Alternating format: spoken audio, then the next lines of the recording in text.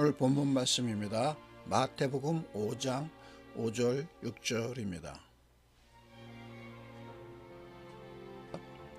온유한 자는 복이 있나니 그들이 땅을 기업으로 받을 것이며 의에 줄이고 목마른 자는 복이 있나니 그들이 배부를 것이며. 아멘. 할렐루야. 새해 복 많이 받으십시오. 아멘. 마태복음을 계속 진행하고 있습니다만 오늘은 지난주에 이어서 예수님이 하신 유명한 산상수훈의 첫 부분인 팔복에 대하여 말씀을 나누고 있습니다. 여러분 복 많이 받으시되 특별히 팔복을 받아 누시기를 축복합니다.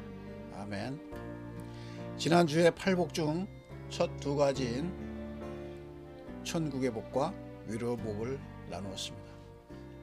오늘도 이어서 땅을 기업으로 받고 천국을 기업으로 받는 기업의 복을 말씀드리겠습니다. 만약 복이 조건적이지 않다면 어떨까요? 예수님이 8가지의 복을 말씀하셨는데 사실은 복의 종류보다 앞서는 것이 바로 그 앞에 조건들입니다. 무엇 하는 사람은 복이 있다는 앞의 조건에 우리가 더 집중해야 되고 실제로 많은 설교자들도 그렇게 강조하고 있는 것이 앞의 조건입니다. 더불어 많은 신자들도 같은 시각으로 본문을 상고하고 묵상하는 것으로 알고 있습니다. 오늘 두 가지 복에 대한 절구를 보면 먼저 온유한 자는 이라는 조건과 의에 줄이고 목마른 자는 이라는 두 가지의 조건이 눈에 띕니다.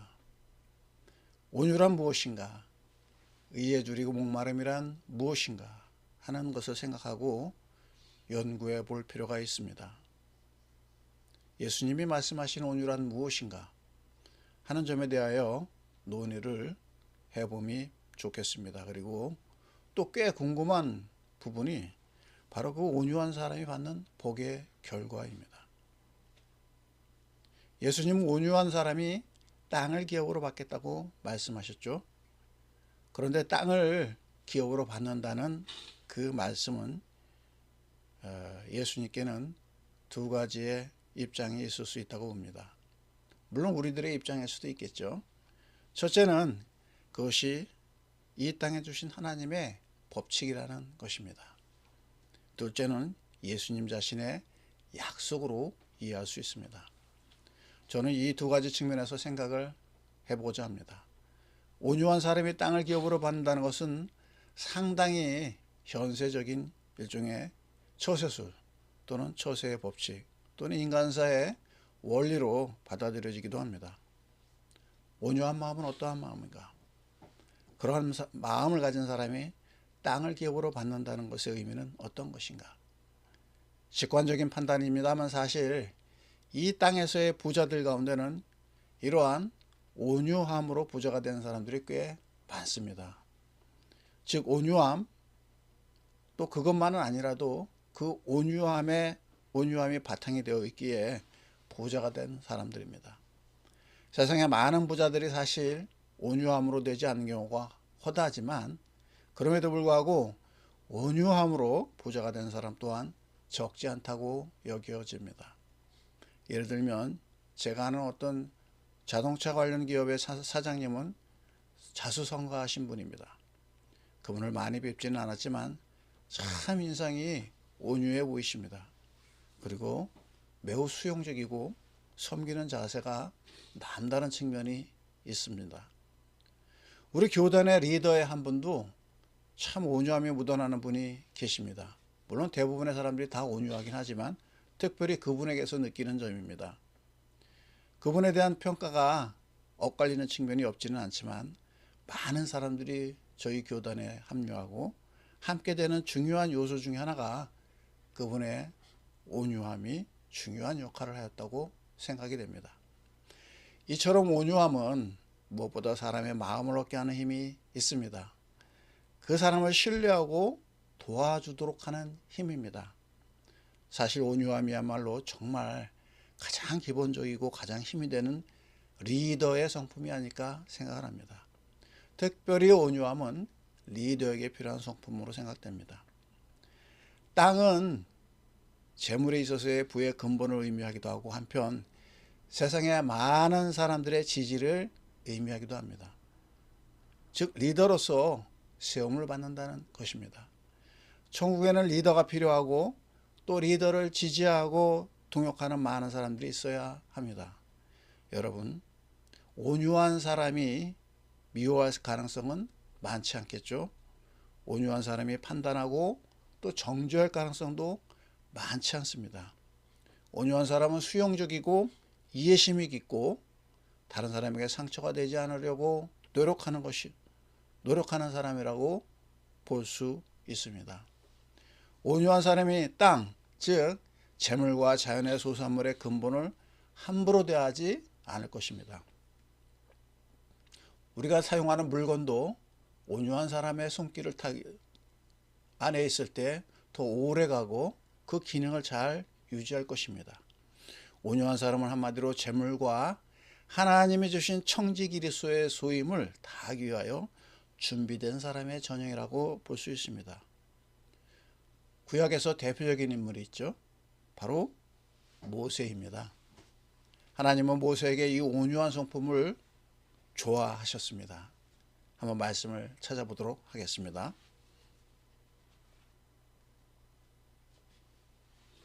민수기 12장 3절입니다. 제가 읽겠습니다. 이 사람 모세는 온유함이 지면의 모든 사람보다 더하더라. 제자가 사는 길이 바로 천국의 삶이죠. 중요한 것은 바로 제자가 천국에서 주어진 삶을 피동적으로 살아주는 것이 아니라 제자가 주체가 되어 천국을 만든다는 점에 있습니다.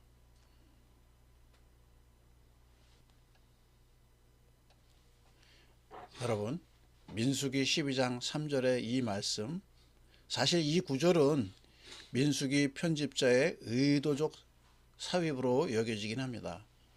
이 말씀의 배경은 모세가 구스 여자와 합방하는 일이 발생하였습니다. 이 구스가 어딘지는 정확하지 않습니다만 오늘날의 이디오피아로 보기도 하고 아라비아 반도의 미디안 땅의 어느 곳으로 보기도 합니다. 아무튼 이스라엘 민족의 여자가 아닌 이방의 여자입니다. 당시 모세와 함께 이집트를 탈출한 사람들 중에는 혈통적인 유대인뿐만 아니라 함께 살던 사람들 중에 이방인들이 함께 하였습니다. 구스 여자를 취하자 아론과 형이죠. 또 누이 미리암이 상당히 잘못된 것으로 보았습니다. 즉 모세가 이스라엘을 이끄는 지도자로서 이제는 상당한 결극이 생겼다고까지 생각을 했습니다. 그래서 그들은 반발했습니다. 그래서 그러나 하나님은 모세의 편을 들어주셨습니다. 그 모세 입장에서 오히려 아론과 미리암을 꾸짖으시고 심지어 미리암은 손에 나병이 듭니다.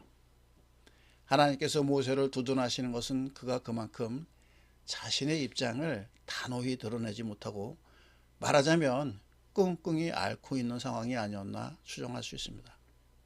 이런 상황을 민수기 기자는 모세가 온유함이 지면의 모든 사람보다 더하더라 하고 기록한 것입니다. 다수의 설에 의하면 민수기도 모세가 저자로 알려져 있으므로 어찌 보면 자화자찬으로 보이긴 합니다만 모세 이후에 편집자의 추가도 있을 수 있다고 봅니다. 이 부분은 제가 연구를 하지 않은 맥락상의 추정임을 전제로 말씀드립니다. 그 모세가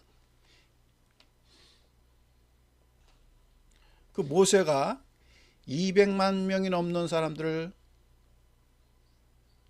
이끌고 그 많은 사람들이 그를 따라서 광야로 나왔을 때에 그는 엄청난 이적으로 카리스마가 넘치는 또 지도자가 였음이 틀림없습니다.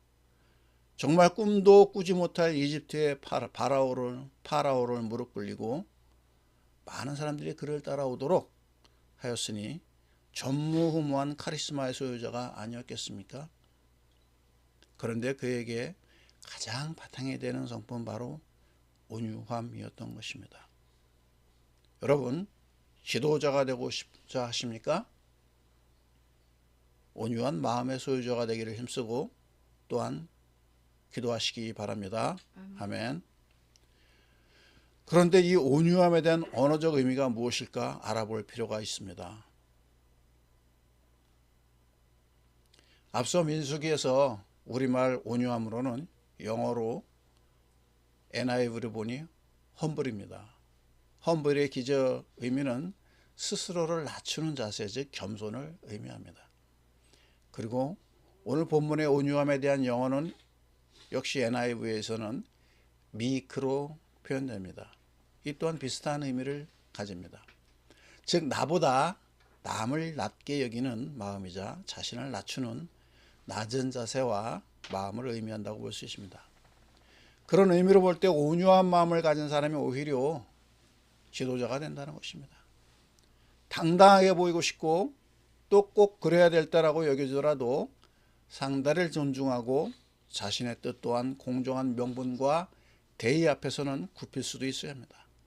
모세는 자신의 행동이 부끄럽다고 인정을 하고 누이 미리암과 바로의 지나친 공격에 임에도 불구하고 대응조차 못하고 있던 것이니 질서를 바로 세워야 하는 하나님이 다급하게 개입하는 사건이 되었습니다.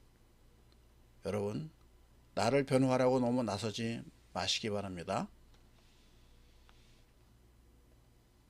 실수하거나 잘못이 인정되면 그조차 하나님 앞으로 가지고 나아가 하나님의 처분을 기다리는 것이 온유한 그 온유함의 하나라고 생각이 됩니다.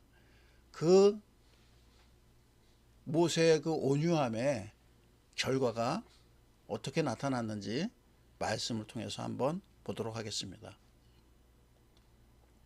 바로 이어서 민수기 12장 4절에 이렇게 나옵니다. 여호와께서 갑자기 모세와 아론과 미리암에게 이르시되 너희 세 사람은 희막으로 나오라 하시니 그 세 사람이 나아가매. 그 이후에 여호와 하나님께서 미리암과 아론을 꾸짖으시고 미리암의 손이 나병이 들게 되는 그런 사건이 생기죠. 여기서 보면은 갑자기라는 그런 표현이 있습니다. 모세도 예상하지 못했던 그러한 하나님의 개입이 있었던 것입니다. 여러분, 우리가 우리 자신을 돌아보며 상대방의 질책과 경고와 또는 도전까지 우리 자신을 바라볼 수 있는 기회로 볼 때 그것이 바로 온유함이고, 이때 오히려 하나님께서 나의 마음을 아시고 하나님께서 그 하나님의 마음을 우리가 얻고 사람의 마음을 얻고 또 재물도 따라온다는 것입니다. 여러분, 특별히 천국에서는 이러한 온유한 리더가 필요합니다. 천국의 구성 요소의 하나로서 이 온유함이 편만해야 된다는 것입니다. 여러분, 온유함은 천국의 아주 중요한 구성 요소임을 잊지 맙시다. 가정은 이 땅의 천국의 기초 모델이죠. 세상을 창조하시고 에덴을 창조하시고 인류에게 가정을 주신 하나님의 뜻이 여기 있습니다. 온유함이 없는 가정들이 깨지고 있습니다. 사실 온유함만으로도 가정들이 깨지지는 않을 것입니다. 바른 것은 아닐 수도 있지만 많은 가정은 아내의 온유함으로 유지되는 가정들이 많습니다. 우리 세대 이전 늦어도 1980년대만 해도 대부분의 우리나라 가정인 가부장적 가정 안에서는 이런 아내 또는 어머니 또는 며느리로서의 주부들의 온유함이 가정을 지켜내는 큰 덕목이었습니다. 요즘은 가족의 경제 모델이나 도시의 그 핵가족 모델에서 일방적인 온유를 강요할 수도 또 강요받지도 않는 분위기가 주류입니다. 오히려 간 큰 남자 시리즈처럼 남자 즉 남편과 아버지로서의 가부장들이 온유의 덕목을 더욱더 발휘해야 되는 시대가 되었습니다. 가부장 여러분, 온유하시기 바랍니다. 온유합시다. 대한민국의 가정을 지켜내는 천병이 됩시다. 아멘 안 하시는군요. 사실 이 말씀에 직접 청중 중에 가부장에 위치해 있는 사람은 저 혼자입니다. 아무튼 이 온유함은 가정과 나라와 사회를 지탱하는 매우 중차대한 요소이고 천국에서는 더더욱 중요합니다. 이 땅의 천국을 위하여서도 필수 불가결한 것입니다. 특히 지도자들의 온유함은 가정이든 사회든 어떤 조직이든 나라든 너무나 중요한 가치이자 근본의 하나임을 우리가 인식해야 됩니다. 근래로 지나간 이야기지만 평상시 강요들이 고언을 하거나 자신의 목소리를 내면 대통령이 받아주지 못하고 오히려 다른 사람을 통해 압력을 행사하는 식으로 하게 되면 내각은 이미 위험에 처하게 됩니다. 대개 조직은 위계의 질서라든가 비민주적인 다소 독재적인 요소를 내포하고 있기 때문에 누군가 바른 소리를 내기가 쉽지 않습니다. 이러한 권위적인 분위기에서는 하고 싶은 말도 참는 것이 일종의 미덕으로 여겨지기까지 합니다. 그럼에도 불구하고 누군가 지도자의 말을 반박하거나 다른 의견을 내놓는 일이 없을 수가 없습니다. 그럴 때 지도자는 온유함을 발휘할 수 있어야 합니다. 이러한 온유함이라는 윤활자가 없는 조직은 이미 위험에 빠진 것입니다. 그 결과 우리가 지난 2년여간 엄청난 국가적 손실과 국민적 불편함을 겪고 있습니다. 한 예가 그것입니다. 저도 교단의 집행부인 실행위원회 한 사람으로 참여하게 되어 약 3년여가 되니까 경력으로 보면 신참이지만 다소 관록이 붙어서 최고 리더의 입장에서는 불편한 말을 종종 합니다. 사실 제 입장이 누구 눈치 보며 지내야 되는 입장이 아니라고 보고 좀 내질리는 측면이 있습니다. 그때 최고 지도자의 입장에서는 바른 소리라 할지라도 불편하지 않을 수가 없겠죠. 그럴 때 이 최고 지도자가 온유함을 발휘하는 것이 필요합니다. 좀 화가 나더라도 참아야 하고 스스로 돌아볼 여유가 필요한 순간입니다. 만일 자신이 스스로 발끈하여 상대방을 억누르거나 반발하면 사실상 누군가 그 지도자를 거들고 싶어도 할 수가 없는 것입니다. 모세의 경우가 그러하였죠. 모세가 스스로 생각하여서 미리암과 아론에게 발끈했다면 하나님께서 모세의 입장에서 나서실 여유가 없었을 것이 분명합니다. 모세가 아니 내가 좀 외로움을 달래려고 어여쁜 사람을 사랑 좀 했다고 감히 나에게 지도자 자리를 내놓으라고 해?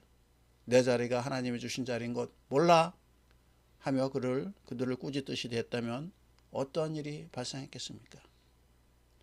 사실 모세가 여자를 취한 것보다 더 큰 위기가 왔을 것입니다. 그러나 모세는 자신을 돌아보며 노유와 형의 도전을 그냥 참고만 있었을 것입니다. 그러자 하나님께서 개입하신 것입니다. 하나님의 개입은 사실상 모세에게는 의외의 일입니다. 아까 읽은 12장 4절에 그 말씀이죠. 하나님께서 갑자기 모세와 아론과 미리암에게 말씀하신 것입니다. 이는 모세 자신이 여호와 하나님이 개입하실 것을 전혀 예상하지 못했다는 것이죠. 여러분, 온유하시면 누가 개입하십니까? 하나님이 개입하십니다. 직장에서 나를 괴롭히는 사람이 많이 있죠. 우리나라 직장인들의 절반 이상의 이직을 고려하는 요소가 무엇입니까? 바로 인간관계라고 하죠. 부당하게 나를 괴롭히는 사람, 이런 사람들이 어디나 있기 마련입니다. 물론 그것은 주관적인 거기 때문에 괴롭히는 사람의 입장에서는 또 그럴 만한 이유가 있다고 설명이 될 수도 있을 것입니다. 이럴 때 우리가 온유함을 발휘해야 됩니다.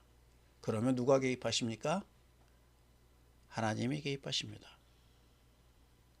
아무리 잘못한 죄라도 혹은 허물이라도 비난받거나 또 징벌을 받더라도 그것조차 온유함으로 또 받아야 되는 이유가 됩니다.